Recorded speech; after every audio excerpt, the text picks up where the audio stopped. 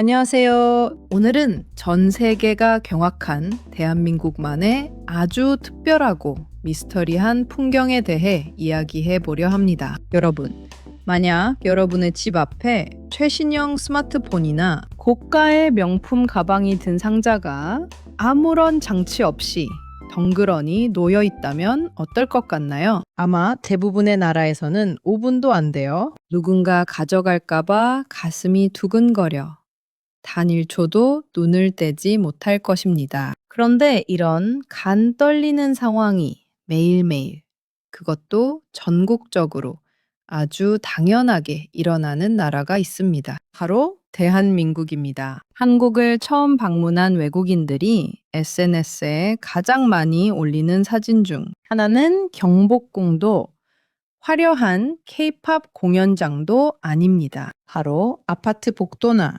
빌라 현관문 앞에 아무렇게나 쌓여 있는 수많은 택배 상자들입니다. 오늘 영상에서는 왜 한국에서는 택배가 절대 사라지지 않는지, 그리고 이 풍경이 왜 전 세계인들에게 인류의 희망이라 불리는지 그 이유를 파헤쳐 보겠습니다. 먼저 해외 상황을 잠깐 살펴보겠습니다. 미국이나 유럽에서는 포치 파이레츠, 즉 현관 해적이라는 말이 사회적 골칫거리입니다. 택배 기사가 물건을 두고 가는 그 찰나의 순간을 기다렸다가 홀랑 훔쳐가는 도둑들이 너무 많기 때문입니다. 오죽하면 가짜 택배 상자에 폭발하는 가루를 넣어 도둑을 골탕 먹이는 유튜버가 전 세계적인 영웅 대접을 받을 정도입니다. 아마존 같은 세계적인 대기업조차 도난을 방지하기 위해 집 안까지 들어가서 물건을 놓고 오는 서비스를 출시하며 사활을 걸고 있습니다. 하지만 한국은 전혀 다른 세상입니다. 새벽 3시에 배송된 신선한 고기와 채소들이 아침 출근 시간까지 문 앞에 아주 안전하게 놓여 있습니다. 심지어 주말 여행을 떠난 집 앞에 금요일에 배송된 상자가 일요일 밤까지 그대로 방치되어 있는 경우도 아주 흔한 일입니다. 이걸 본 외국 시청자들은 묻습니다. 한국인들은 전부 부자라서 남의 물건에 관심이 없나요?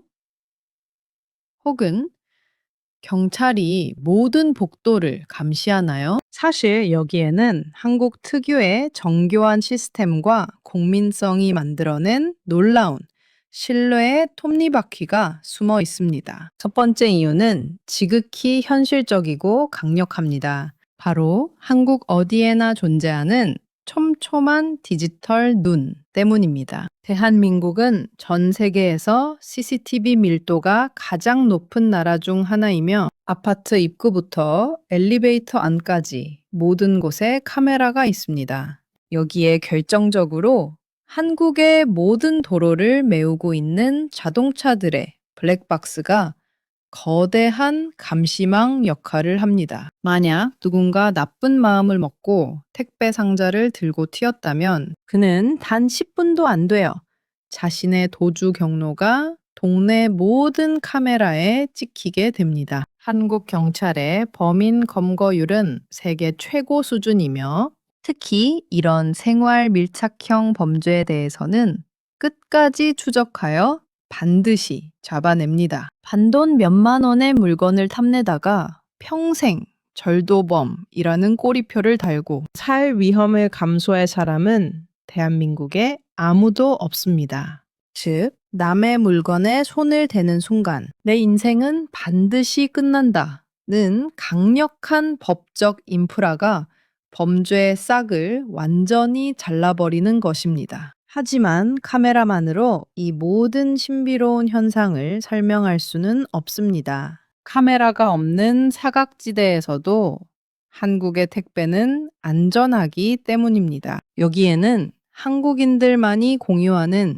독특한 정서와 교육의 힘이 있습니다. 한국인은 어릴 때부터 남의 물건을 탐내지 말라고 엄격히 배웁니다. 길에 떨어진 돈도 함부로 줍지 마라. 임자 없는 물건도 주인은 따로 있다. 는 생각이 한국인의 머릿속 깊이 박혀 있습니다. 이는 타인의 시선과 체면을 중시하는 공동체 문화가 현대의 법치주의와 아주 훌륭하게 결합한 결과이기도 합니다. 내가 저 집 택배를 훔치는 걸 누가 보면 어쩌지?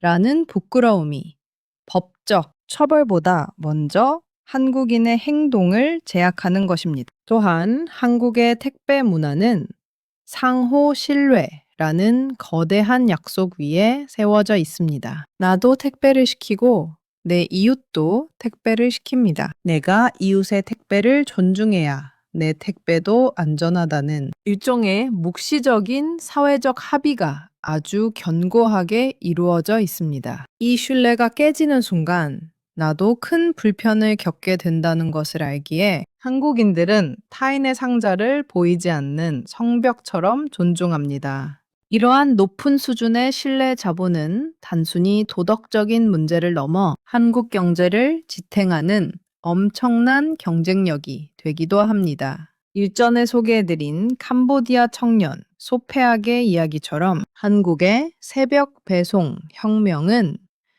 이 신뢰가 없었다면 결코 불가능했을 것입니다. 만약 택배 기사가 매번 주인을 직접 만나서 물건을 전달해야 한다면 배송 비용은 지금보다 몇 배는 더 비싸졌을 것입니다. 오늘 밤에 시킨 물건을 내일 아침 눈 뜨자마자 문 앞에서 받는 마법 같은 일은 오직 한국의 신뢰 시스템 안에서만 가능합니다. 신뢰라는 보이지 않는 무형의 가치가 물류혁명이라는 실제적인 경제적 이득으로 환산되어 우리 삶을 풍요롭게 만드는 셈입니다. 캄보디아로 돌아간 소페악이 이식하려 했던 것도 단순한 냉장 기술이 아니라 바로 한국의 이 정직과 신뢰의 시스템이었습니다. 기술은 자본으로 살 수 있지만 사람 사이에 보이지 않는 약속을 지키는 문화는 수십 년의 시간과 노력이 쌓여야 가능합니다. 영상을 마무리하며 여러분께 묻고 싶습니다. 여러분의 나라에서는 집 앞에 택배 상자가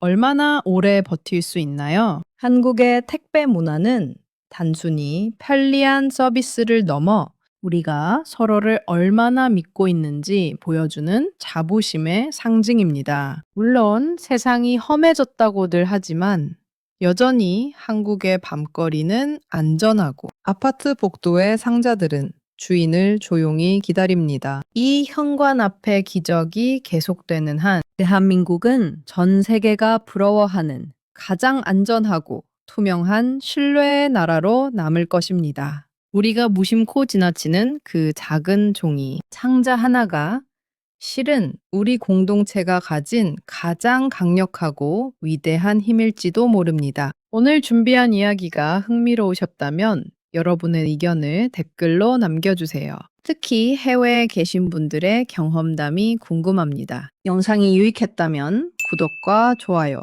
알림 설정까지 부탁드립니다. 여러분의 응원이 더 좋은 콘텐츠를 만드는 큰 힘이 됩니다. 다음 시간에도 한국의 놀랍고 따뜻한 시스템 이야기로 찾아오겠습니다. 끝까지 시청해 주셔서 진심으로 감사합니다.